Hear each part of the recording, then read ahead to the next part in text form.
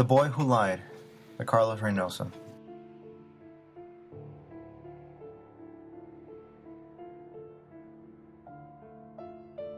The smoke from the factories, steamboats, and cargo trains filled the air with a black mist. Some complained about the difficulties breathing, others didn't mind it as much. Maybe they had gotten used to the heavy smog roaming the air around them, and didn't feel it in their lungs. While others viewed this industrial movement as a great step for technology, especially in England, or more precise, in Manchester, England. During this time, many people left their old jobs to go and try their luck in factories. Many farmers also moved into town.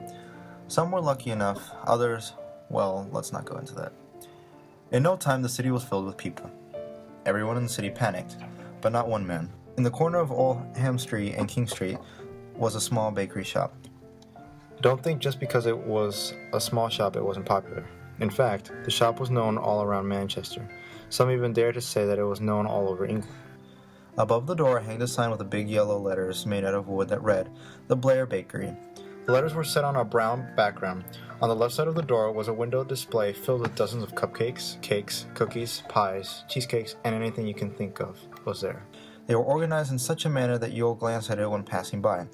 Inside the shop was a woman behind the counter who wore a green apron with a light blue dress. You could see the flower in her apron if you looked closely, and just below her shoulder was a brown name tag with yellow letters that read, Miss Blair. If you walked past Miss Blair and continued into the back of the shop, you would find yourself in the kitchen. You could feel the heat from the ovens graze against your delicate skin. In the back of the room, by a table, you could catch a glimpse of a dark figure moving around. Take a few steps forward, and you would be able to put a face on the dark figure. The first thing that would capture your attention would be the black handlebar mustache on the person's face.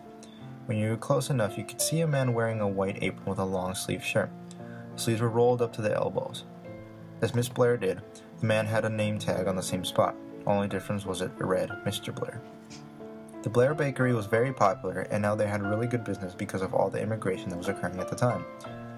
Another thing that made the bakery very popular was the customer service that it provided. Miss and Mr. Blair were well known for their kindness and friendliness. The smile of Miss Blair lightened up the shop with a warm atmosphere that could be felt as soon as you walked in.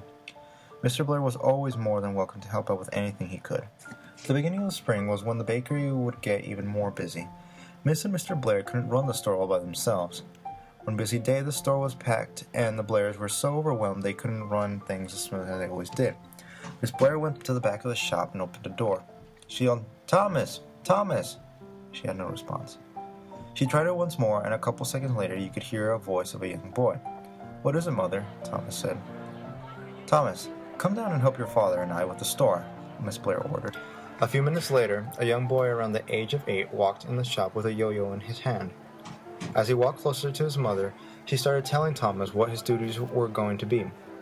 "Okay, Thomas, you're going to be in charge of helping customers find what they need, and if needed, you can also help them carry their bags. And remember, Thomas, no funny business today," Miss Blair said with a serious face. "Okay, Ma, I won't do anything silly, I promise," Thomas replied with a smile on his face.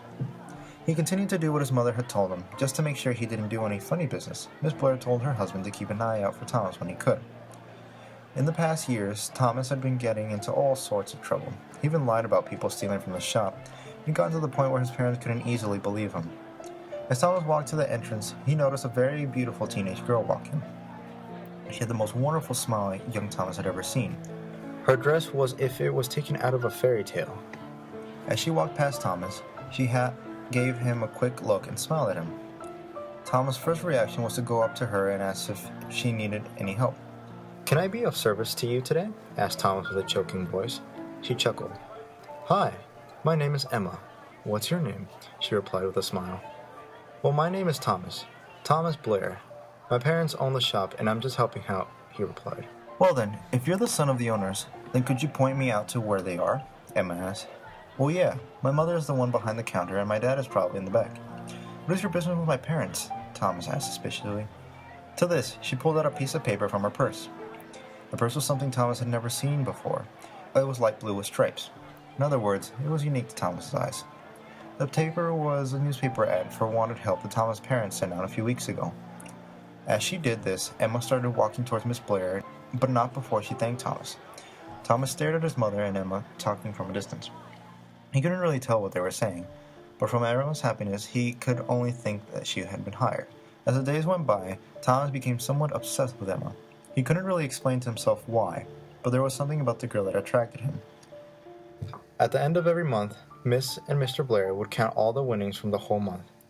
After a few months in, they had become very pleased with Emma's work that they would let her handle the end of the month's counting. Everything was going well, and finally Miss and Mr. Blair could have a breather. But that trust wasn't going to last for long now. One late summer night, Thomas couldn't sleep and was tossing and turning in his bed. He got up and went into the kitchen for a glass of water. As he was walking toward the kitchen, he heard some noises coming from the office. He thought it was his dad, so he went to see what he was doing. To his surprise, it wasn't his dad. Thomas was a little confused at first, but he watched quietly to see who it was. He got closer and saw that it was Emma. Nothing came to his mind of what Emma could have been doing in his dad's office. Then it hit him. Emma was taking some of the month's earnings. As he realized what was happening, Thomas began to slowly walk back to his room. The first thing he thought of was telling his parents, but something prevented Thomas from doing so. He sat on his bed all night thinking of what had happened.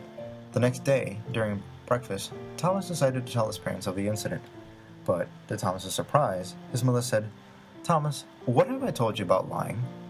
"But Ma, I'm not lying. I know what I saw last night. Why don't you believe me?" he insisted. "Now, Thomas, cut it out before I tell your father about this." As soon as his mother had said this, Thomas kept quiet and started eating his breakfast.